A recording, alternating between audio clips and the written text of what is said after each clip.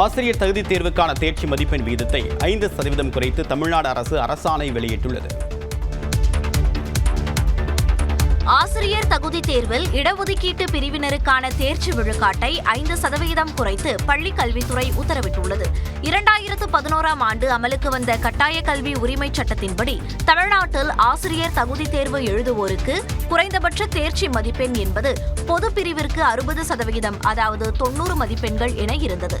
SC, ST, PC, MBC உள்ளிட்ட இடஒதுக்கீட்டு பிரிவினருக்கு 55% என 82.5 மதிப்பெண்களாக இருந்தது. இந்நிலையில் பிசி, எம்பிசி, சீர்மரபினர், இஸ்லாமியர்கள் மற்றும் மாற்றுத்திறனாளிகளுக்கான குறைந்தபட்ச தேர்ச்சி விழுக்காடு மேலும் 5% குறைக்கப்பட்டு 75 மதிப்பெண்களாக நிர்ணயித்து பள்ளிக் கல்வித்துறை அரசாணை வெளியிட்டுள்ளது. இதேபோல தாழ்த்தப்பட்டோர், பழங்குடியினருக்கான குறைந்தபட்ச தேர்ச்சி விழுக்காடு 40% குறைக்கப்பட்டு 60 மதிப்பெண் என நிர்ணயம் செய்து அரசாணை வெளியிட்டுள்ளது. இது கடந்த ஆண்டு ஆகஸ்ட் மாதம் நடைபெற்ற டெட் தேர்வுக்கும் பொருந்தும் என தெரிவிக்கப்பட்டுள்ளது. மேலும் உச்சநீதிமன்ற தீர்ப்பின் காரணமாக ஆசிரியர்களாக தொடர்வதற்கு தகுதி தேர்வு எழுத உள்ள ஆசிரியர்களுக்கும் இந்த அரசாணை பொருந்தும் எனவும் குறிப்பிடப்பட்டுள்ளது. முதலமைச்சரின் அறிவுறுத்தலின்படி வெளியாகியுள்ள இந்த அரசாணை திராவிட மாடல் அரசின் வரலாற்று சிறப்புமிக்க அரசாணை என அமைச்சர் அன்பில் மகேஷ் எக்ஸ் பக்கத்தில் பதிவிட்டுள்ளார். ஆதாரில் செல்போன் எண், முகவரி உள்ளிட்ட விவரங்களை எந்த நேரத்திலும் மாற்றிக்கொள்ளும் அம்சங்களுடன் புதிய ஆதார் செயலி அறிமுகம் செய்யப்பட்டுள்ளது. UID சேவைகளை எளிதாகவும் பாதுகாப்பாகவும் அணுகுவதை நோக்கமாக கொண்டு இந்த புதிய ஆதார் செயலி உருவாக்கப்பட்டுள்ளது. அதன்படி உங்கள் குடும்பத்தைச் சேர்ந்த அனைத்து உறுப்பினர்களின் ஆதாரையும் இந்த செயலி மூலம் கட்டுப்படுத்த முடியும் என தெரிவிக்கப்பட்டுள்ளது. ஆதார் விவரங்களை எளிதாக பகிரலாம் எனவும் ஆதார் விவரங்களை யாரெல்லாம் அணுகலாம் என்பதை பயனாளர்களை முடிவு செய்யலாம் என்றும் கூறப்பட்டுள்ளது. அதேபோல கண் கருவழி மற்றும் கைரேகை உள்ளிட்ட தகவல்களை எந்தெந்த சேவைகளுக்கு வழங்கலாம் என்பதையும் பயனர்கள் முடிவு செய்ய முடியும். ஆதாரில் செல்போன் எண், முகவரி உள்ளிட்ட விவரங்களை எந்த நேரத்திலும் இந்த செயலி மூலம் மாற்றிக்கொள்ளலாம். இதன் மூலம் செல்போன் எண், முகவரி மாற்றத்திற்காக ஆதார் சேவை மையத்தில் நீண்ட நேரம் காத்திருக்கும் சூழல் இனி இருக்காது என எதிர்பார்க்கப்படுகிறது. தைப்பூசம் மற்றும் வார இறுதி நாட்களை முன்னிட்டு தமிழ்நாடு அரசு போக்குவரத்து கழகம் மூலம் சுமார் 1205 சிறப்பு பேருந்துகள் இயக்கப்படுகின்றன. சனி, ஞாயிறு, வார விடுமுறை நாட்கள் மற்றும் தைப்பூசத்தையொட்டி சென்னையிலிருந்தும் மாநிலத்தின் பிற இடங்களுக்கு இடையேயும் கூடுதலான பயணிகள் தமிழகம் முழுவதும் பயணம் செய்வார்கள் என எதிர்பார்க்கப்படுகிறது. இதையொட்டி சென்னை கிளாம்பாக்கத்திலிருந்து திருவண்ணாமலை, திருச்சி, கும்பகோணம், மதுரை, திருநெல்வேலி, நாகர்கோவில், கன்னியாகுமரி, தூத்துக்குடி, கோயம்புத்தூர், சேலம், ஈரோடு, திருப்பூர் ஆகிய இடங்களுக்கு நாளை 360 பேருந்துகளும் சனிக்கிழமை 485 பேருந்துகளும் இயக்கப்படும் என அரசு போக்குவரத்து கழகம் தெரிவித்துள்ளது. இதேபோல சென்னை கோயம்பேட்டிலிருந்து திருவண்ணாமலை, நாகை, வேளாங்கண்ணி, ஹோசூர், பெங்களூரு ஆகிய இடங்களுக்கு வெள்ளிக்கிழமை 60 பேருந்துகளும் சனிக்கிழமை 60 பேருந்துகளும் இயக்க திட்டமிடப்பட்டுள்ளது. மேலும் ஞாயிறு அன்று சொந்த ஊர்களிலிருந்து சென்னை மற்றும் பெங்களூரு திரும்ப வசதியாக பயணிகளின் தேவைக்கேற்ப அனைத்து இடங்களிலிருந்தும் சிறப்பு பேருந்துகள் இயக்கப்படும் எனவும் தமிழ்நாடு அரசு தெரிவித்துள்ளது. தொலைதூர பயணம் மேற்கொள்ள இருக்கும் பயணிகள் கூட்ட நெரிசலை தவிர்க்கும் வகையில் www.tnstc.in மற்றும் மொபைல் செயலி மூலம் முன்பதிவு செய்து கொள்ளும்படி அறிவுறுத்தப்பட்டுள்ளனர். சென்னையில் தங்கம் விலை ஒரே நாளில் சவரனுக்கு 5200 ரூபாய் அதிகரித்ததால் வாடிக்கையாளர்கள் அதிர்ச்சி அடைந்தனர். சென்னையில் 1 கிராம் ஆபரண தங்கம் காலையில் 370 ரூபாய் உயர்ந்த நிலையில் மதியம் 280 ரூபாய் உயர்ந்து புதிய உச்சம் தொட்டது. இதனால் 1 கிராம் ஆபரண தங்கம் சென்னையில் 15,610 ரூபாய்க்கு விற்பனையாகிறது. அதேபோல் காலையில் சவரனுக்கு 2,960 ரூபாய் உயர்ந்த தங்கம் மதியம் மீண்டும் 2,240 ரூபாய் உயர்ந்தது. அதன்படி ஒரே நாளில் 5,200 ரூபாய் அதிகரித்து 1,24,880 ரூபாய்க்கு விற்கப்படுகிறது. அதே நேரம் வெள்ளி காலையில் கிராமுக்கு 13 ரூபாய் உயர்ந்து 400 ரூபாய் என்ற புதிய உச்சத்தை எட்டிய நிலையில் மதியம் மாற்றமின்றி அதே விலையில் தொடர்கிறது. இதனிடையே புதன்கிழமை வர்த்தகத்தில் இந்திய பங்குச்சந்தைகள் ஏற்றத்துடன் நிறைவடைந்தன. சென்செக்ஸ் 487 புள்ளிகள் உயர்ந்து 82,344 புள்ளிகளுடனும், நிப்டி 167 புள்ளிகள் உயர்ந்து 25,342 புள்ளிகளுடனும் வர்த்தகத்தை நிறைவு செய்தன. அமெரிக்க டாலருக்கு நிகரான இந்திய ரூபாயின் மதிப்பு 11 காசுகள் உயர்ந்து 91 ரூபாய் 57 காசுகளாக உள்ளது. தமிழ்நாடு உட்பட 5 மாநில தேர்தல் நெருங்கும் சூழலில் மத்திய பார்வையாளர்களுக்கு இந்திய தேர்தல் ஆணையம் அழைப்பு விடுத்துள்ளது. தமிழ்நாடு, மேற்கு வங்கம், கேரளா, அசாம், புதுச்சேரி ஆகிய 5 மாநிலங்களில் விரைவில் சட்டப்பேரவை தேர்தல் நடைபெறவுள்ளது. இந்நிலையில் தேர்தல் ஆணையத்தின் மேற்பார்வையாளராக பணியாற்றவுள்ள அதிகாரிகளுக்கு தேர்தலுக்காக செய்யப்பட வேண்டிய நடவடிக்கைகள் குறித்து பிப்ரவரி 4 மற்றும் 5ஆம் தேதி டெல்லியில் விவரிக்கப்பட உள்ளது. இதற்காக தேர்தல் நடைபெறவுள்ள மாநிலங்களில் இருந்து மத்திய பார்வையாளர்களாக பணியாற்றவுள்ள IAS, IPS அதிகாரிகள் மற்றும் 5 மாநிலங்களின் உள்துறை செயலாளர்களுக்கு தேர்தல் ஆணையம் அழைப்பு விடுத்துள்ளது. கூட்டத்தில் பங்கேற்காத அதிகாரிகள் மீது ஒழுங்கு நடவடிக்கை எடுக்கப்படும் எனவும் இந்திய தேர்தல் ஆணையம் எச்சரிக்கை விடுத்துள்ளது. இந்த ஆலோசனைக் கூட்டத்தை தொடர்ந்து தேர்தல் ஆணையர்கள் தமிழ்நாடு, புதுச்சேரி, கேரள மாநிலங்களுக்கு ஒரே கட்டமாக சுற்றுப்பயணம் மேற்கொண்டு தேர்தல் ஏற்பாடுகள் குறித்து ஆலோசனை நடத்துகின்றனர். பின்னர் மேற்கு வங்கம், அசாம் மாநிலங்களுக்கு சென்று ஆலோசனை நடத்த உள்ளனர். இதையடுத்து தேர்தல் அட்டவணை இறுதி செய்யப்பட்டு மார்ச் முதல் வாரம் அல்லது 2வது வாரத்தில் தேர்தல் தேதி அறிவிக்க திட்டமிடப்பட்டுள்ளதாக தகவல்கள் தெரிவிக்கின்றன. மகாராஷ்டிர மாநிலம் புனே அருகே நிகழ்ந்த விமான விபத்தில் துணை முதலமைச்சர் அஜித் பவார் உயிரிழந்தார். மகாராஷ்டிராவில் நிகழ்ந்த விமான விபத்தில் அம்மாநில துணை முதலமைச்சர் அஜித் பவார் உட்பட 5 பேர் உயிரிழந்தனர். மகாராஷ்டிர மாநிலம் பாராமதியில் மாவட்ட பஞ்சாயத்து தேர்தல் நடைபெற உள்ளது. இதனை முன்னிட்டு நடைபெறவிருந்த நிகழ்ச்சியில் பங்கேற்பதற்காக அம்மாநில துணை முதலமைச்சரும் தேசியவாத காங்கிரஸ் தலைவருமான அஜித் பவார் லேர்ஜெட் 45 என்ற சிறிய ரக விமானத்தில் மும்பையிலிருந்து பாராமதிக்கு சென்றார்.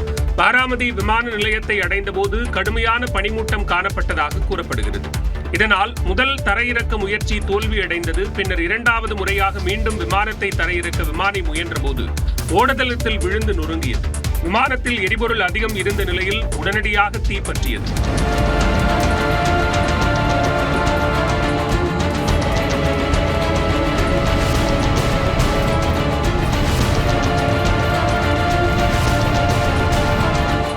இந்த விபத்தில் விமானத்தின் பாகங்கள் அனைத்தும் சிதறி தீப்பற்றி எரிந்தன.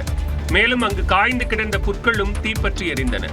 அஜித் பவாருடன் 2 விமானிகள் மற்றும் அஜித் பவாரின் பாதுகாப்பு அதிகாரி மற்றும் உதவியாளர் என 5 பேர் பயணித்தனர். இந்த விபத்தில் அனைவரும் உயிரிழந்ததாக அறிவிக்கப்பட்டுள்ளது.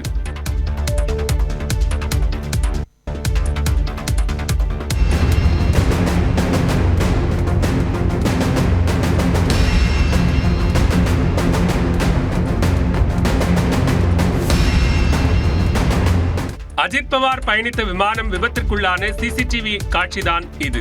பாராமதி விமான நிலையத்திற்கு அருகே விமானத்தை தரையிறக்க நிர்ணயிக்கப்பட்ட ஓடுதளத்திலிருந்து சற்று தள்ளி கீழே விழுந்த விமானம் நொறுங்கியது. புதன்கிழமை காலை 8:40 மணி அளவில் இந்த விபத்து நடந்தது. இந்நிலையில் விமானம் விபத்திற்குள்ளான போது பலத்த சத்தம் கேட்டதாக விபத்தை நேரில் பார்த்த பகுதி மக்கள் தெரிவித்துள்ளனர். स्फोट होने के बाद वो हम देखने आए, पहले देखा तो उसको आग लगी थी पूरे प्लेन को, और उसके बाद 4-5 स्फोट हो गया विमान में उसका, और उसके बाद बहुत लोग आ गए और उसने निकालने की कोशिश की, लेकिन बड़ी आग लगी, उसके कारण कोई मदद नहीं कर सकता, लेकिन सब आ गए. तब बाद में उसको उसमें आजिदा था, ये हमारे लिए बहुत शौक की बात में है. விபத்துக்கு பின் பாராமதியில் உள்ள மருத்துவமனைக்கு அஜித் பவாரின் உடல் கொண்டு செல்லப்பட்டது. தகவல் அறிந்து வந்த தேசியவாத காங்கிரஸ் கட்சி தொண்டர்கள் அங்கு குவிந்தனர். அஜித் பவாரின் உடலை பார்த்து அவர்கள் கதறி அழுதனர்.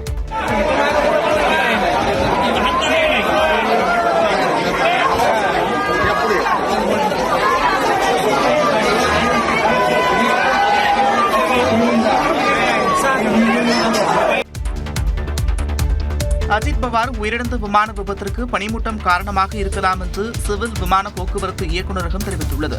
இதுகுறித்து அந்த அமைப்பு வெளியிட்டுள்ள தகவலின்படி காலை 8:18 மணிக்கு அந்த விமானத்தில் இருந்த விமானிகள் முதன்முறையாக கட்டுப்பாட்டு அறையை தொடர்பு கொண்டதாக தெரிவிக்கப்பட்டுள்ளது. பாராமதி விமான நிலையத்தில் ஓடுதளம் அருகே வந்தபோது அதிகமான பனிமூட்டத்தால் அவர்களால் ஓடுதளத்தை பார்க்க முடியவில்லை என்று கட்டுப்பாட்டு அறைக்கு விமானிகள் தகவல் கொடுத்ததாகவும், அதனால் முதல் தரையிறக்க முயற்சியை விமானிகள் கைவிட்டுவிட்டு சுற்றி வந்ததாகவும் குறிப்பிடப்பட்டுள்ளது. பின்னர் ஓடுதளம் தெரிகிறது என்று விமானிகள் கூறியதை அடுத்து சரியாக காலை 8:43 மணியளவில் தரையிறங்க அனுமதி வழங்கப்பட்டதாகவும், அதற்கு விமானிகள் தரப்பிலிருந்து எந்த பதிலும் அளிக்கப்படவில்லை என்று DGCA தெரிவித்துள்ளது. 8:44 மணியளவில் விமானம் வெடித்து சிதறியதை கட்டுப்பாட்டு அறையில் இருந்தவர்கள் பார்த்த நிலையில் அவசர மீட்புக் குழுவினர் அனுப்பப்பட்டதாகவும், ஓடுதளத்தின் இடது பக்கத்தில் விமானம் விழுந்து கிடந்ததாகவும் தெரிவிக்கப்பட்டுள்ளது. அஜித் பவார் மரணம் குறித்து மேற்குவங்க முதலமைச்சர் மம்தா பானர்ஜி சந்தேகம் எழுப்பிய நிலையில் அது முற்றிலும் விபத்தே என சரத்பவார் தெரிவித்துள்ளார்.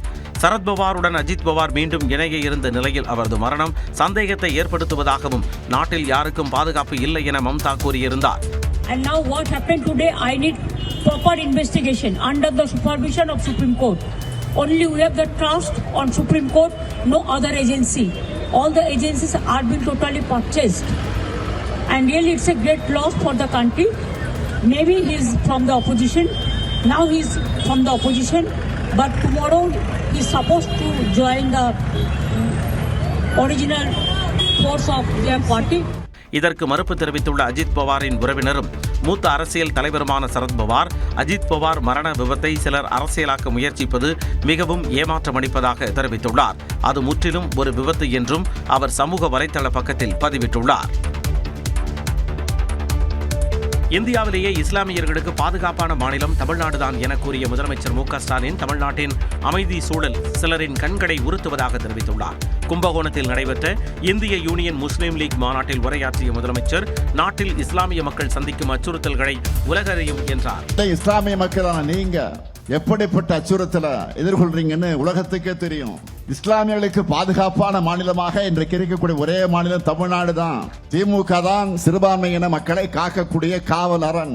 இந்த அமைதி சூழல் சிலருடைய கண்களை உறுத்துது. தமிழ்நாட்டில் எப்படியாவது குழப்பம் ஏற்படுத்தலாமான அவங்க போடுற ராஜதந்திரங்கள் எல்லாம் வீணாகிட்டு இருக்கு. தொடர்ந்து பேசிய அவர் எதிர்க்கட்சித் தலைவர் எடப்பாடி பழனிசாமியை கடுமையாக விமர்சித்தார். பழனிசாமியுடைய துரோகங்களை நாம் எண்ணி பார்த்தா சீன பெருஞ்சுவரை போல நீளமானது. அவருக்கு தெரிஞ்சதெல்லாம் ரெண்டு தான். ஒன்னு காலில் விழுறது, இன்னொன்னு கால்கள் வாரி விடுறது. முஸ்லிம் மக்களுக்கு எதிராக செஞ்ச துரோகங்கள் எல்லாம் சொல்லணும்னா அந்த பட்டியலும் ரொம்ப பெருசு.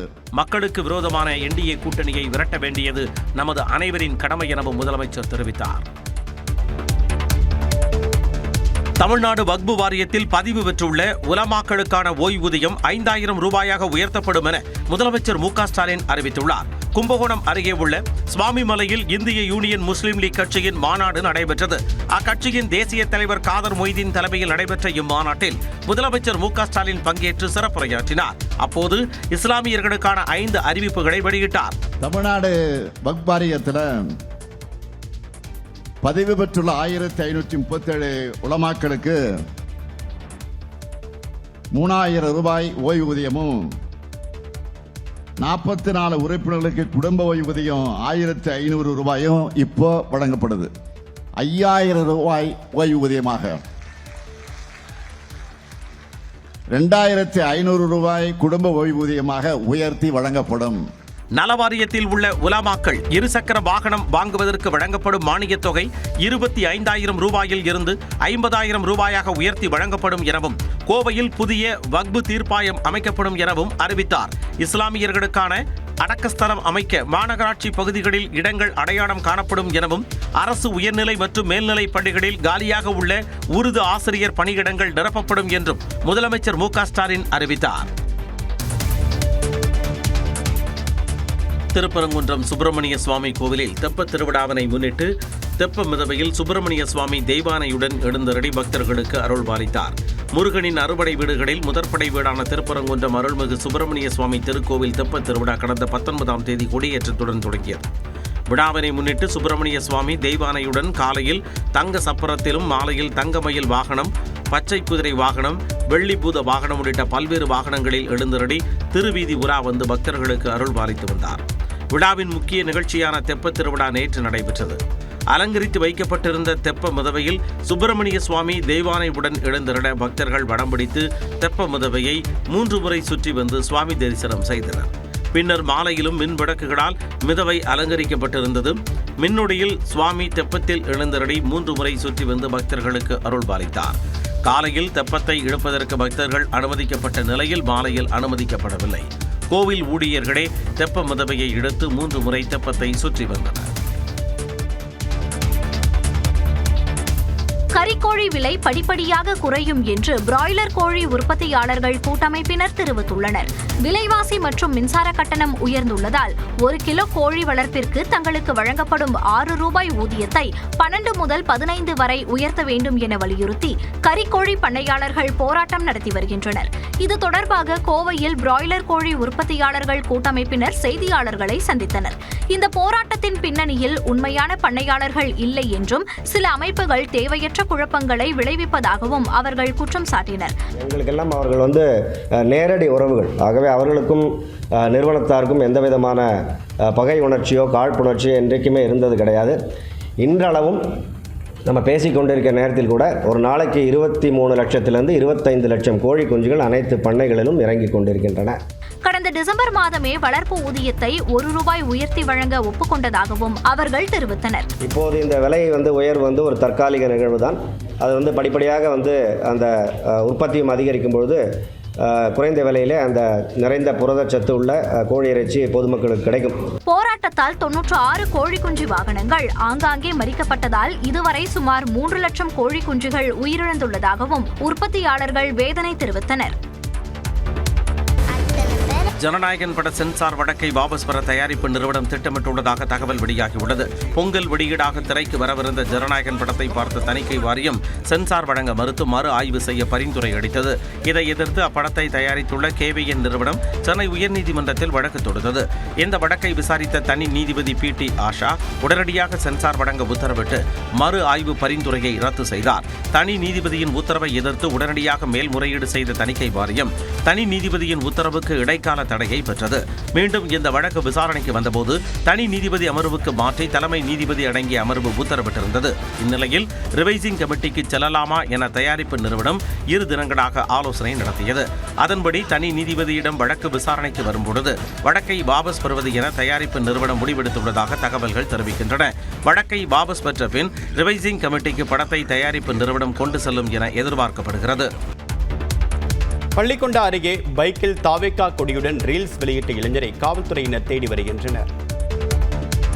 விபரீத விளையாட்டு என்று பதறும் வகையில் தாவேகா கொடியுடன் பைக் மற்றும் நெருப்பை வைத்து சாகசம் செய்த இளைஞர் மீது வழக்கு பதிவு செய்யப்பட்டுள்ளது. வேலூர் மாவட்டம் கந்தநேரி பகுதியைச் சேர்ந்த சக்திவேல் என்ற 25 வயது இளைஞர் பைக் சாகசங்களை ரீல்ஸ் எடுத்து சமூக வலைதளங்களில் பதிவிடுவதை வாடிக்கையாக கொண்டிருந்ததாக கூறப்படுகிறது. இந்நிலையில் பள்ளிக்கொண்டா அருகே சென்னை பெங்களூரு அதிவிரைவு சாலையில் வாகன ஓட்டிகளுக்கு அச்சுறுத்தல் ஏற்படுத்தும் வகையில் தாவேகா கொடியுடன் பைக் சாகசம் செய்து வீடியோ பதிவிட்டிருந்தார். மேலும் சாலையில் பெட்ரோலை ஊற்றி தீப்பற்ற வைத்ததுடன் வாயால் பெட்ரோலை ஊதி நெருப்பு பிழம்புகளை வரவழைத்தும் வீடியோ வெளியிட்டிருந்தார். இது கண்டனத்திற்கு உள்ளான நிலையில் பொதுமக்களுக்கு ஆபத்தை விளைவித்தல், பொது சொத்துக்கு சேதம் ஏற்படுத்துதல், போக்குவரத்து விதிமீறல் ஆகிய 3 பிரிவுகளின் கீழ் சக்திவேல் மீது காவல்துறையினர் வழக்கு பதிவு செய்துள்ளனர். தற்பொழுது தலைமறைவாக உள்ள அந்த இளைஞரை காவல்துறையினர் தனிப்படை அமைத்து தேடி வருகின்றனர். தென்னகத்து துவாரகை என்று போற்றப்படும் மன்னார்குடி ராஜகோபால சுவாமி கோவிலில் மகா குடமுழுக்கு விழா கோலாகலமாக நடைபெற்றது.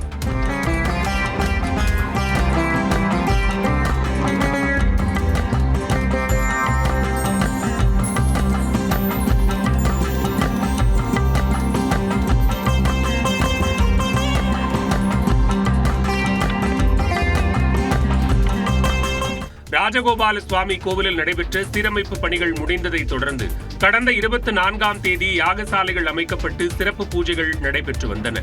5ஆம் கால பூஜை நிறைவு பெற்றதை தொடர்ந்து புதன்கிழமை காலை கோயிலில் உள்ள கோபுரங்கள், சன்னதிகளின் விமானங்களுக்கு குடமுழுக்கு நடத்தப்பட்டது. விழாவில் ஆயிரக்கணக்கான பக்தர்கள் பங்கேற்று வழிபாடு நடத்தினர்.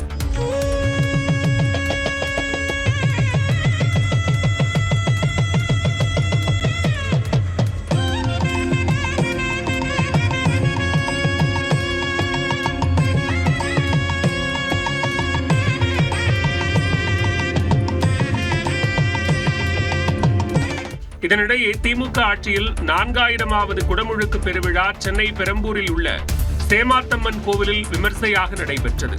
தமிழில் வேத மந்திரங்கள் முழங்க நடைபெற்ற இவ்விழாவில் இந்து சமய அறநிலையத்துறை அமைச்சர் PK சேகர் பாபு, மேயர் பிரியா உள்ளிட்டோர் பங்கேற்றனர்.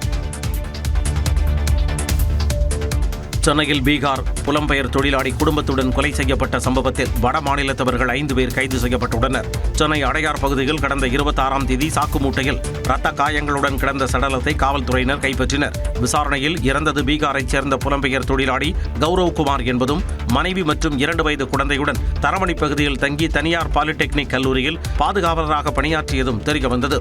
இந்த சம்பவம் தொடர்பாக கௌரவ்குமாரின் நெருங்கிய நண்பர் உட்பட 9 பேரை பிடித்து காவல்துறையினர் விசாரித்ததில் அவர்கள் கொலை செய்ததை ஒப்புக்கொண்டதாக கூறப்படுகிறது. மேலும் அவர்கள் கௌரவ் குமாரின் மனைவி மற்றும் குழந்தையையும் கொலை செய்ததாக வாக்குமூலம் அளித்ததாக தகவல் வெளியாகியுள்ளது. அதன்படி 5 தனிப்படைகள் அமைத்து தேடுதல் வேட்டையில் ஈடுபட்ட காவல்துறையினர் அடையாறு மத்திய கைலாஷ் ஆற்றங்கரையோரம் 2 வயது குழந்தையின் சடலத்தை கண்டெடுத்தனர். இந்நிலையில் சிக்கந்தர், நரேந்திரகுமார், ரவீந்திரநாத் தாகூர், பிரகாஷ் உட்பட 5 வடமாநிலத்தவர்களை காவல்துறையினர் கைது செய்துள்ளனர். கௌரவ் குமாரின் மனைவியின் சடலத்தை காவல்துறையினர் தொடர்ந்து தேடி வருகின்றனர். கௌரவ் குமாரின் மனைவி பாலியல் வன்கொடுமை செய்யப்பட்டு கொல்லப்பட்டாரா எனவும் விசாரித்து வருகின்றனர். தமிழ்நாடு சட்டப்பேரவைத் தேர்தலில் காங்கிரசுக்கு எத்தனை தொகுதிகள் ஒதுக்கீடு என்பது உள்ளிட்டவை குறித்து ராகுல் காந்தி கனிமொழி ஆலோசனை நடத்தியதாக தகவல் வெளியாகியுள்ளது. தமிழ்நாடு சட்டப்பேரவைக்கு விரைவில் தேர்தல் நடைபெறும் நிலையில் திமுக கூட்டணியில் அங்கம் வகிக்கும் காங்கிரஸ் கட்சியின் மூத்த தலைவர் ராகுல் காந்தியை டெல்லியில் உள்ள அவரது இல்லத்தில் வைத்து திமுக நாடாளுமன்ற குழு உறுப்பினர் கனிமொழி சந்தித்து ஆலோசனை நடத்தினார். ஏறத்தாழ 1 மணி நேரம் இரு தலைவர்களும் பேச்சுவார்த்தை நடத்திய நிலையில் ராகுல் காந்தியிடம் திமுக வழங்கவுள்ள தொகுதிகள் தொடர்பான பட்டியலை கனிமொழி வழங்கியதாக தகவல் வெளியாகியுள்ளது. மேலும் கூட்டணியில் காங்கிரஸ் கட்சிக்கு எவ்வளவு இடங்கள் ஒதுக்க முடியும், எந்தெந்த தொகுதிகள் வழங்கப்படும் என்பது குறித்தும் இரு தலைவர்களும் பேச்சுவார்த்தை நடத்தியதாக கூறப்படுகிறது. காங்கிரஸ் தரப்பில் 30 இடங்கள் வரை கோரப்பட்ட நிலையில் 27 தொகுதிகளும் கூடுதலாக ஒரு மாநிலங்களவை இடம் ஒதுக்குவதற்கு திமுக தயாராக இருப்பதாக கனிமொழி கூறியதாகவும் தகவல் வெளியாகியுள்ளது. மேலும் கூட்டணி தொடர்பாக தமிழ்நாடு காங்கிரஸ் தலைவர்கள் கருத்து கூறுவதை நிறுத்திக் கொள்ள வேண்டும் எனவும், கருத்து வேறுபாடுகளை மறந்து இரு கட்சிகளும் வரும் தேர்தலில் இணைந்து பணியாற்ற வேண்டும் எனவும் ராகுல் காந்தியை கனிமொழி வலியுறுத்தியுள்ளதாகவும் தகவல் தெரிவிக்கின்றன. நீங்க இவ்வளவு நாள் பொருள் வாங்கினதுக்கு 5 ஆண்டு காலத்துல உங்களுக்கு 8 லட்சம் ரூபாய் அதிகமா கொடுத்துருக்கீங்க. மீண்டும் எடப்பாடியார் முதலமைச்சரானா இந்த பணம் நமக்கு மீதியானவே போதும். அதிமுக பொதுச் செயலாளர் எடப்பாடி பழனிசாமியின் உத்தரவை தொடர்ந்து சேலத்தில் அக்கட்சியினர் வீடு வீடாக சென்று திமுக அரசுக்கு எதிராக பரப்புரையில் ஈடுபட்ட காட்சிகள்தான் இவை. திமுக ஆட்சி பொறுப்பேற்றது முதல் மின்கட்டணம், சொத்து வரி, பால் விலை, அத்தியாவசிய பொருட்களின் விலை உயர்வால் மக்கள் அவதிக்குள்ளாகி இருப்பதாக குற்றம் சாட்டிய அதிமுக பொதுச் செயலாளர் எடப்பாடி பழனிசாமி, திமுக ஆட்சியில் விலைவாசி உயர்வுக்கு மின்கட்டணமே சாட்சி என்ற தலைப்பில் மாநிலம் முழுவதும் பரப்புரை செய்யப்படும் என அறிவித்திருந்தார். அதன்படி சேலம் மாவட்ட தகவல் தொழில்நுட்ப அணி சார்பில் சேலம் நெடுஞ்சாலை நகர் பகுதியில் அதிமுகவினர் வீடு வீடாக சென்று அதிமுக ஆட்சியின் விலைவாசி நிலவரத்தையும் தற்போதைய விலைவாசி உயர்வையும் ஒப்பிட்டு ஒவ்வொரு குடும்பத்திற்கும் ஏற்பட்டுள்ள கூடுதல் பொருளாதார சுமையை பனிஷ்மெண்ட் பில் என்ற பெயரில் அச்சிட்டு வழங்கினர்.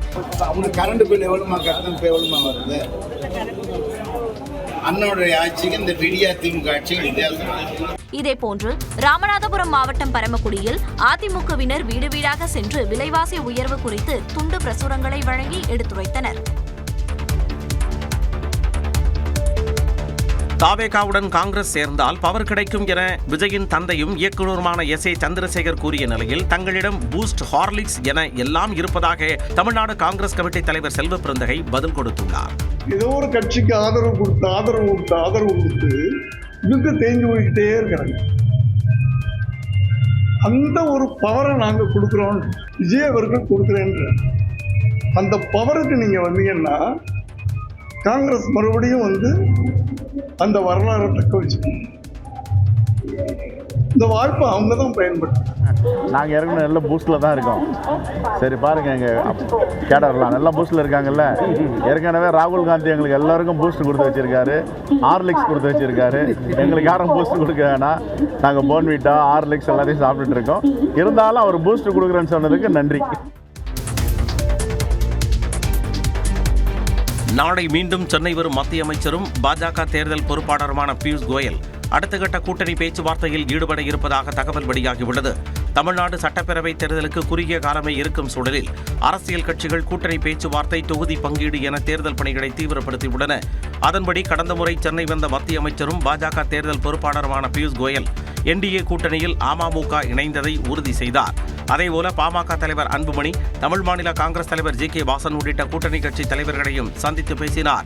இதையடுத்து மதுராந்தகத்தில் பிரதமர் மோடி தலைமையில் நடைபெற்ற NDA பொதுக்கூட்டத்தில் கூட்டணி கட்சி தலைவர்கள் பங்கேற்றனர். கூட்டணியில் மேலும் சில கட்சிகள் இணையலாம் என பாஜக தலைவர்கள் கூறி வந்த நிலையில் மத்திய அமைச்சர் பியூஷ் கோயல் நாளை மீண்டும் சென்னை வரவுள்ளார். அப்போது தேர்தல் அறிக்கை தயாரிப்பு குழுவின் சுற்றுப்பயணத்தையும் மக்கள் குறைதீர்ப்பு பெட்டி சுற்றுப்பயணத்தையும் தொடங்கி வைக்க உள்ளார். தேசிய ஜனநாயக கூட்டணியில் மேலும் சில கட்சிகளை இணைப்பதற்கான சந்திப்புகளும் நடைபெறும் என தகவல்கள் தெரிவிக்கின்றன. வடமாநிலங்களில் பனிப்பொழிவால் மக்களின் இயல்பு வாழ்க்கை பாதிக்கப்பட்டுள்ளது. காஷ்மீர், இமாச்சல பிரதேசம், உத்தராகண்ட் ஆகிய இமயமலையை ஒட்டிய மாநிலங்களின் பல இடங்களில் கடுமையான பனிப்பொழிவு காரணமாக வெண்மண்டலமாக காட்சியளிக்கின்றன. இமாச்சல பிரதேசத்தில் கடந்த சில வாரங்களாக பனிப்பொழிவு அதிகரித்து வரக்கூடிய நிலையில் மணாலி பகுதி முழுவதுமாக எங்கு பார்த்தாலும் வெண்போர்வை போர்த்தியது போல காட்சியளிக்கிறது.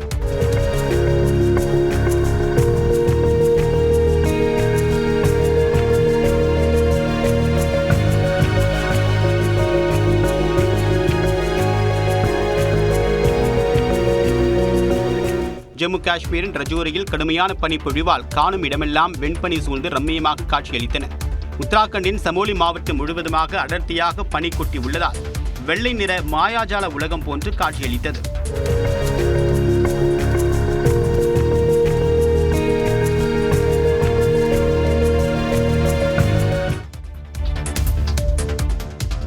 நாடாளுமன்றத்தில் உரையாற்றிய குடியரசுத் தலைவர் திரௌபதி முர்மு தமிழ்நாட்டின் பாம்பன் புதிய தூக்குப்பாலம், கங்கை கொண்ட சோழபுரத்தின் சிறப்புகள் உள்ளிட்டவை குறித்து பேசினார்.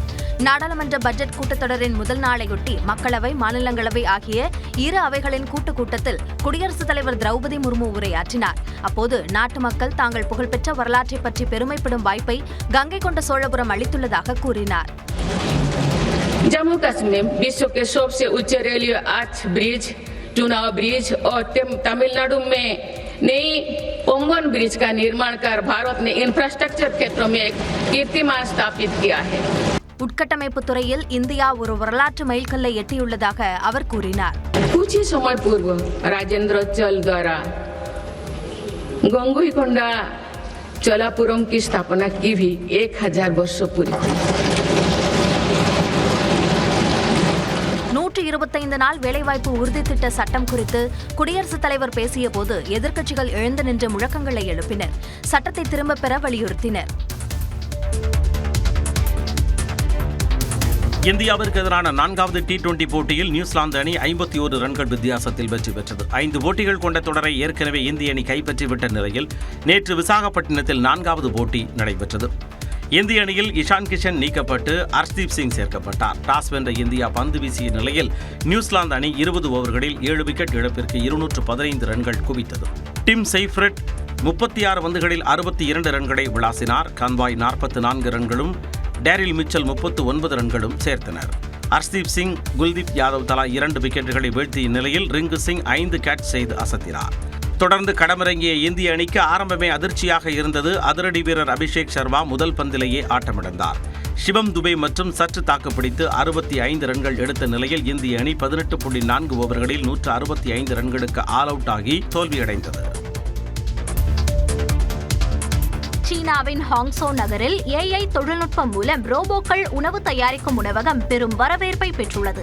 சீனாவின் ஹாங்சோ நகரில் தி 24 சோலார் டெர்ம்ஸ் ஃபயர்வொர்க் ரோபோட் ரெஸ்டாரண்ட் என்ற பெயரில் இயங்கி வரும் உணவகத்தில் AI தொழில்நுட்பம் மூலம் இயங்கும் ரோபோக்கள் உணவுகளை தயாரிக்கின்றன. இந்த ரோபோக்கள் நூடுல்ஸ், காஃபி, ஐஸ்கிரீம் என 100க்கும் மேற்பட்ட உணவு வகைகளை சமைக்கின்றன.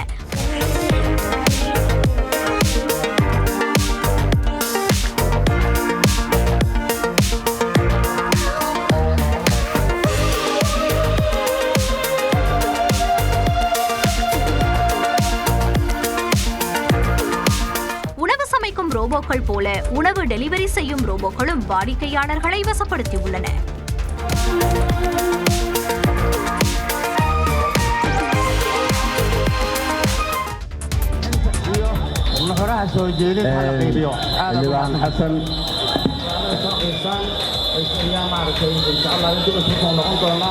சோமாலியாவில் நாடாளுமன்றத்தின் பதவிக்காலத்தை நீட்டிப்பது தொடர்பான மசோதா மீதான விவாதத்தில் உறுப்பினர்கள் ஒருவருக்கொருவர் மோதிக்கொண்ட காட்சிகள்தான் இவை.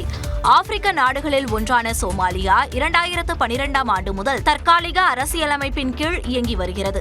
இறுதி அரசியலமைப்பை உருவாக்க பல முயற்சிகள் மேற்கொள்ளப்பட்ட போதும் மத்திய அரசுக்கும் மாநிலங்களுக்கும் இடையிலான ஆட்சி மற்றும் அதிகார பகிர்வு குறித்து கருத்து வேறுபாடு நிலவி வருகிறது.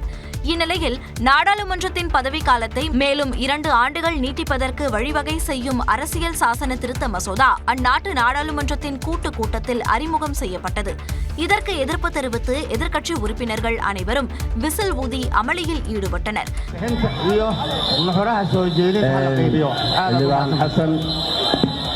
اللي هناك جلال جوجا يدينكم عشان سنتر برتاج اللي مع حسن يره اللي مع حسن سنتر برتاج ماشي على فريساوا معسن.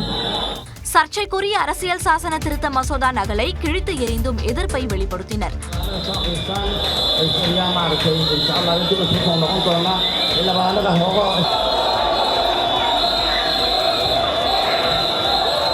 அப்போது உள்துறை அமைச்சர் அப்துல்லாஹி ஷேக் இஸ்மாயில் மற்றும் எதிர்க்கட்சி உறுப்பினர் ஹசன் யாரே ஆகியோருக்கிடையே கைகலப்பு ஏற்பட்டதால் பரபரப்பு நிலவியது.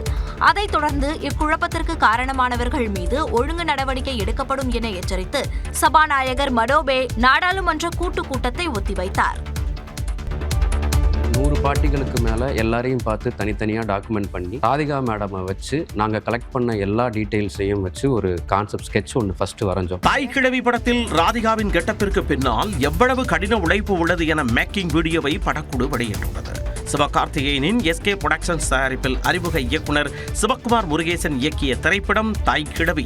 இந்த படத்தின் டீசர் அண்மையில் வெளியாகி வரவேற்பை பெற்றது. குறிப்பாக கிராமப்புறத்தைச் சேர்ந்த அடாவடியான மூதாட்டி கதாபாத்திரத்தில் நடித்துள்ள ராதிகாவின் கெட்டப் அதிக கவனம் பெற்றது. இந்த நிலையில் அந்த கதாபாத்திரம் எப்படி உருவானது என்பது குறித்து படக்குழு விவரித்துள்ளது. ஷோல்டர் எப்படி இருக்கணும், ஸ்டமக் இருக்கணும், செஸ்ட் எப்படி இருக்கணும், எல்லாமே yes yes yes yes I think he just அந்த ஊர் பொம்பளை மாதிரியே தான் நான் இருந்தேன். சொல்ல போனா யாருக்குமே என் அடையாளம் தெரியல. தனது கெட்டப்பை பார்த்து கமலஹாசன் பாராட்டியதாகவும் நடிகை ராதிகா கூறினார். திருவண்ணாமலை மாவட்டம் ஆரணி அருகே தம்படக்கோடி முருகர் கோயிலில் ஜெர்மன் நாட்டைச் சேர்ந்த இளம்பெண்ணுக்கும் உள்ளூர் இளைஞருக்கும் திருமணம் நடைபெற்றது. களம்பூரைச் சேர்ந்த கோகுலகிருஷ்ணன் தாய்லாந்தில் பணியாற்றிய போது சோபியா பெல்ஜிங்கை காதலித்து இரு வீட்டார் சம்மதத்துடன் திருமணம் செய்துள்ளார். வணக்கம், நான் சோபியா. நான் தமிழ் கற்றுட்டேன். நான் அவங்க தமிழ் பேசுகிறேன். அவங்க அம்மா தமிழ் மட்டும் பேசுகிறாங்க, அப்பாவும் தமிழ் பேசுகிறாங்க. அதனால் நான் கற்றுட்டேன். இப்போது கல்யாணம் ஆச்சு, ரொம்ப சந்தோஷம். தமிழ் கல்ச்சர் எனக்கு ரொம்ப பிடிக்கும். நிறையா சாப்பாடு எனக்கு ரொம்ப பிடிக்கும். திண்டுக்கல் மாவட்டம் கொடைக்கானலில் உள்ள தனியார் பங்களாவின் இரும்பு கேட்டில் சிக்கிக் கொண்ட குட்டி நாயை தீயணைப்பு வீரர்கள் பாதுகாப்பாக மீட்டனர். நாய்ஸ் ரோடு பகுதியில் உள்ள பங்களாவின் கேட்டில் உள்ள சிறிய வளைவில் தலை சிக்கிக் கொண்டதால் வெளியே வர முடியாமல் குட்டி நாய் ஒன்று 1 மணி நேரத்திற்கு மேலாக போராடிக் கொண்டிருந்தது. இதுகுறித்து தகவல் அறிந்து வந்த தீயணைப்பு வீரர்கள் தலையை மெதுவாக தள்ளி குட்டி நாயை மீட்டனர். ராணிப்பேட்டை மாவட்டம் சோளிங்கரில் தனியார் ஏடிஎம்மில் கிடந்த 1 லட்சம் ரூபாய் பணத்தை மீட்டு ஒப்படைத்த இளைஞருக்கு காவல்துறையினர் பாராட்டு தெரிவித்தனர். சோழன் என்பவர் சோளிங்கர் காந்தி சிலையில் உள்ள தனியார் வங்கி ஏடிஎம்முக்கு சென்றுள்ளார். அப்போது அங்கு 500 ரூபாய் நோட்டுக்கட்டுகள் 2 கிடப்பதை பார்த்து மீட்டு சோளிங்கர் காவல் நிலையத்தில் ஆய்வாளரிடம் ஒப்படைத்தார். அதனை பெற்றுக்கொண்ட காவலர்கள் சோழனின் நேர்மையை பாராட்டி சால்வை அணிவித்து பாராட்டு தெரிவித்தனர். திருப்பத்தூர் மாவட்டம் வீராங்குப்பம் கிராமத்தில் சாமுண்டீஸ்வரி அம்மன் கோவில் திருவிழாவை ஒட்டி 181 ஆண்டாக எருதுவிடும் விழா நடைபெற்றது. குறைந்த நேரத்தில் சீறி பாய்ந்து இலக்கை அடைந்த காளையின் உரிமையாளருக்கு 1,25,000 ரூபாய் பரிசு வழங்கப்பட்டது.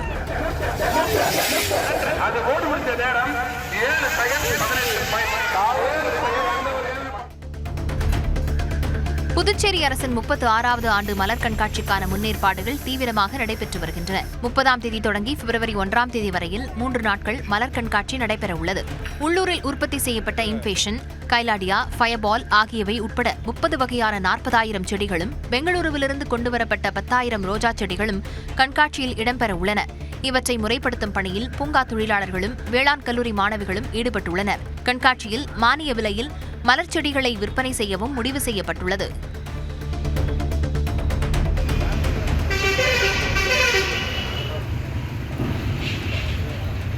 சென்னையை அடுத்த கொலப்பாக்கத்தில் மூங்கில் ஊஞ்சல் தயாரிக்கும் தொழிற்சாலையில் ஏற்பட்ட தீ விபத்தால் பல அடி உயரத்திற்கு தீப்பிழம்புகள் சூழ்ந்த காட்சிகள்தான் இவை. தீ விபத்தை தொடர்ந்து தாம்பரம், கூடுவாஞ்சேரி உள்ளிட்ட பகுதிகளில் இருந்து வந்த 4 தீயணைப்பு வாகனங்கள் மூலம் தீயை அணைக்கும் பணி நடைபெற்றது. எனினும் காய்ந்த மரங்களில் தீ பற்றி கொழுந்துவிட்டு எரிந்ததால் தீயை அணைக்கும் பணியில் சவால் ஏற்பட்டது. திருவண்ணாமலை மாவட்டம் சென்னாவரம் எம்ஜிஆர் நகரில் புதுமனை புகுவிழாவில் பாம்பு புகுந்ததால் பரபரப்பு ஏற்பட்டது. தண்ணீர் வெளியேறும் பைப்பிற்குள் புகுந்ததால் தரையை பெயர்த்து 6 அடி நீள சாரை பாம்பை தீயணைப்பு மீட்புத் துறையினர் பிடித்தனர். பாம்பு பிடிக்கும் பணியை அப்பகுதி மக்கள் பீதியுடன் வேடிக்கை பார்த்தனர்.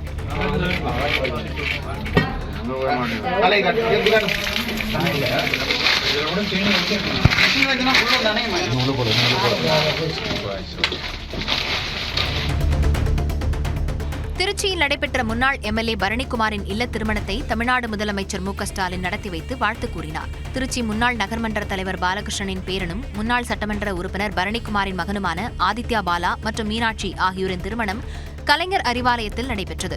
இதனை முதலமைச்சர் மு.க.ஸ்டாலின் தலைமையேற்று நடத்தி வைத்து பரணிக்குமாருடனான தனது கடந்த கால நிகழ்வுகளை பகிர்ந்து கொண்டார். விழாவில் அமைச்சர்கள் KN நேரு, அன்பில் மகேஷ், மதிவேந்தன் உள்ளிட்டோரும் பங்கேற்றனர்.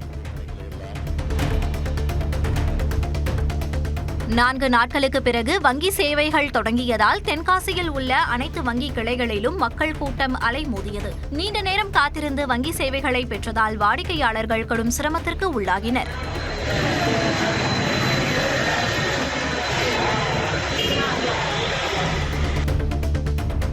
திருவண்ணாமலையில் அனுமதியின்றி அண்ணாமலையார் தீபமலையின் மீது ஏறிய சின்னத்திரை நடிகை அர்ச்சனா மற்றும் நடிகர் அருணுக்கு வனத்துறையினர் 10,000 ரூபாய் அபராதம் விதித்தனர். மண் சரிவு விபத்தை தொடர்ந்து தீபமலையில் ஏற தடை விதிக்கப்பட்டுள்ள நிலையில் நடிகை அர்ச்சனா மலையேறிய வீடியோவை சமூக வலைதளத்தில் பகிர்ந்தது வைரலானது. இதுகுறித்து இருவரையும் திருவண்ணாமலை மாவட்ட வனத்துறை அலுவலகத்திற்கு அழைத்து விசாரணை நடத்திய வனத்துறையினர் தலா 5,000 ரூபாய் அபராதம் விதித்தனர்.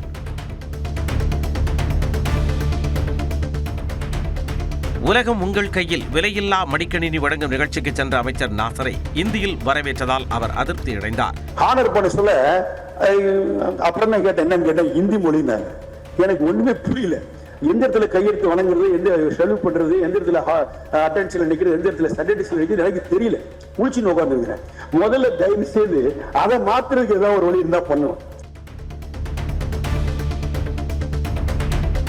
கோவை மாவட்டம் வாடையார் சோதனைச் சாவடியில் உரிய ஆவணங்களின்றி கொண்டுவரப்பட்ட 6 கிலோ 140 கிராம் தங்க கட்டிகளை காவல்துறையினர் பறிமுதல் செய்தனர். பாலக்காட்டில் இருந்து கோவை நோக்கி வந்த பேருந்தில் பயணித்த நிபின் என்பவரின் பையில் தங்க கட்டிகள் கைப்பற்றப்பட்டது. விசாரணையில் கேரளாவைச் சேர்ந்த கடை உரிமையாளர் ரகுமான் என்பவர் கோவையைச் சேர்ந்த சுரேஷ் என்பவருக்கு அனுப்பியதாக கூறப்படும் நிலையில் உரிய ஆவணங்கள் இல்லாததால் தங்க கட்டிகள் வருமான வரித்துறையினரிடம் ஒப்படைக்கப்பட்டு விசாரணை நடைபெற்று வருகிறது. சிதம்பரம் அண்ணாமலை பல்கலைக்கழக ஊழியர்கள் 2வது நாளாக உள்ளிருப்பு போராட்டத்தில் ஈடுபட்டனர். 18 மாதங்களாக வழங்கப்படாமல் உள்ள மாத ஓய்வூதியத்தை உடனடியாக வழங்க வேண்டும், 7வது ஊதியக்குழு நிலுவைத் தொகையை வழங்க வேண்டும் என்பன உள்ளிட்ட கோரிக்கைகளை வலியுறுத்தி செவ்வாய்க்கிழமையன்று காலவரம்பற்ற உள்ளிருப்பு போராட்டத்தை தொடங்கினர். இது 2வது நாளாக தொடரும் நிலையில் 500க்கும் மேற்பட்டோர் பங்கேற்று கோரிக்கைகளை வலியுறுத்தி முழக்கங்களை எழுப்பினர்.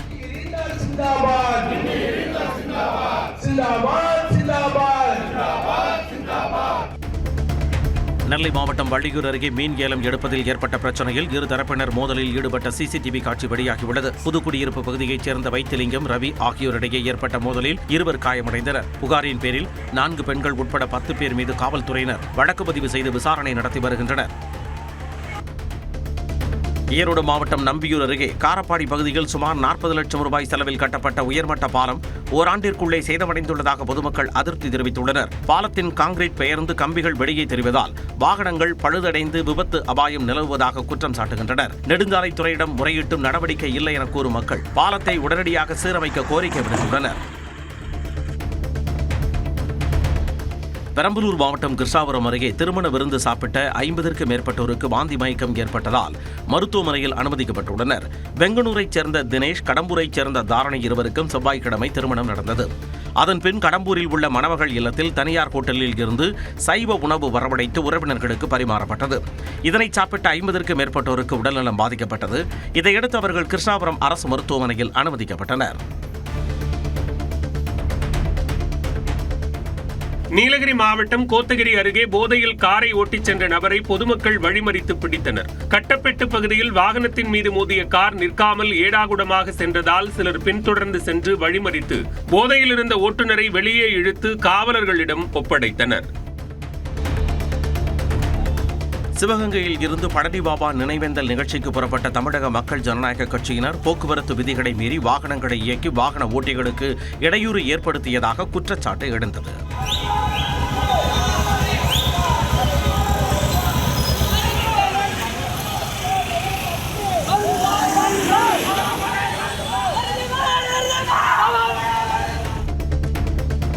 சென்னை நெற்குன்றத்தில் புதிதாக திறக்கப்பட்ட டாஸ்மாக் கடையை மூடக்கோரி அப்பகுதி மக்கள் முற்றுகையிட்டதால் பரபரப்பு ஏற்பட்டது. சென்னை பூந்தமல்லி நெடுஞ்சாலையில் வெங்காய மண்டி பேருந்து நிறுத்தம் அருகே புதிதாக டாஸ்மாக் கடை திறக்கப்பட்டது. அப்பகுதியில் பள்ளிகள், கோவில்கள், ஏராளமான குடியிருப்புகள் இருக்கும் சூழலில் புதிய டாஸ்மாக் கடையால் தேவையில்லாத இடையூறு ஏற்படும் என பெண்கள் குற்றம் சாட்டியுள்ளனர். தங்கள் பகுதியில் மதுக்கடை வேண்டாம் என்று 100க்கும் மேற்பட்ட பெண்கள் கடிதத்தில் கையொப்பம் விட்டு டாஸ்மாக் அதிகாரியிடம் வழங்கினர்.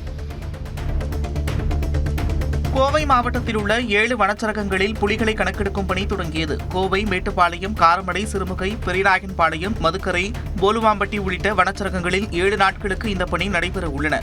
7 பிரிவுகளாக 5 பேர் கொண்ட குழுவினர் புலிகள் மட்டுமின்றி வனப்பகுதியில் தென்படும் மற்ற விலங்குகள், தாவர உண்ணிகள், ஊன் உண்ணிகள் உள்ளிட்டவற்றை கணக்கெடுக்கும் பணியில் ஈடுபட்டுள்ளனர். பள்ளி கல்வித்துறை சார்பில் மாநில அளவில் நடைபெற்ற குத்துச்சண்டை போட்டியில் காஞ்சிபுரத்தைச் சேர்ந்த மாணவர் முதலிடம் பிடித்தார். மகாகவி பாரதியார் பிறந்த நாளை ஒட்டி நடத்தப்பட்ட பள்ளி அளவிலான குத்துச்சண்டை போட்டியில் 1000க்கும் மேற்பட்ட மாணவர்கள் பங்கேற்றனர். இதில் குன்றத்தூரைச் சேர்ந்த 9ஆம் வகுப்பு மாணவர் கமலேஷ் சாம்பியன் பட்டம் வென்றார். கோப்பையை வென்ற கமலேஷை காஞ்சிபுரம் மாவட்ட ஆட்சியர் கலைச்செல்வி மோகன் நேரில் அழைத்து பாராட்டினார்.